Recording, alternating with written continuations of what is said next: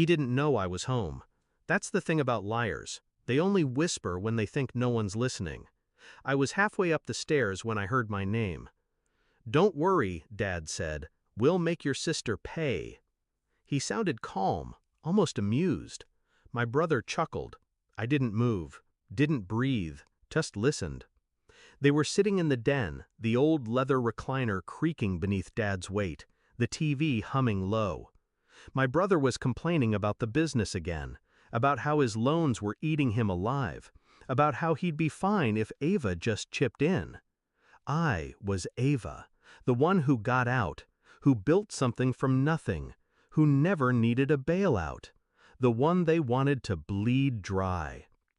I moved my money that night, every cent. Savings, investments, trusts, all frozen, rerouted, secured. I didn't ask, I didn't confront, because I already knew how this worked.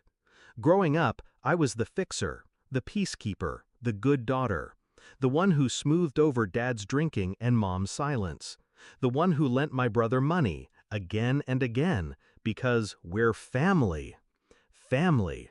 That word gets thrown around like it erases damage. But family taught me how to bleed with a smile. It started small, little emergencies.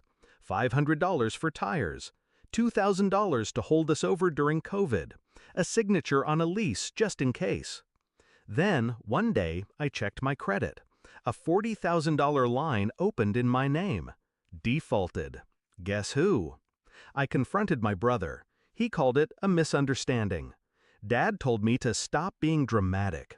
"He's your brother, Ava. You'll both be fine." I fixed it, paid it off, silently. But that night in the hallway changed everything. Make your sister pay. Not ask, not help. Make. I didn't just move the money, I started documenting. I pulled my credit reports, flagged everything, placed a fraud alert.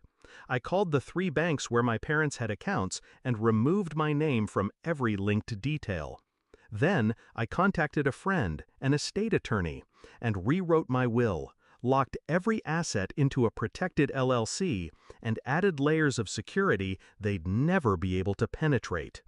I burned the financial bridge behind me. And then I waited.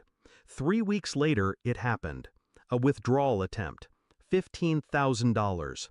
Flagged from my joint savings account, one I'd already emptied and closed. They thought I wouldn't notice. Then came the text, "Dad, hey sweetheart, did the account glitch? We're getting an error trying to move some money." I stared at it, felt nothing. Then typed, "Try again in hell." Blocked him. Then came the storm. Mom called sobbing, said I was ripping the family apart, said your brother is struggling, said your father is heartbroken. I asked her why no one cried when I was drowning under the debt they built in my name. She didn't answer. She never did. Then I sent the package. 20 pages, all the records, fraud, identity theft, bank screenshots, voice memos, texts, all printed, all time-stamped. I mailed it to their house, certified, signature required, and at the bottom, a note in my handwriting. "You taught me to clean up messes. This time, I cleaned up yours. Permanently." They haven't tried since. My brother lost his business 6 months later. Dad's credit tanked after a defaulted loan bounced back onto his record. Turns out, the bank doesn't take "we're family" as a legal defense. And me? I live in a quiet apartment overlooking the city. Debt-free, guilt-free, and finally, family-free. Betrayal doesn't always come with knives or noise.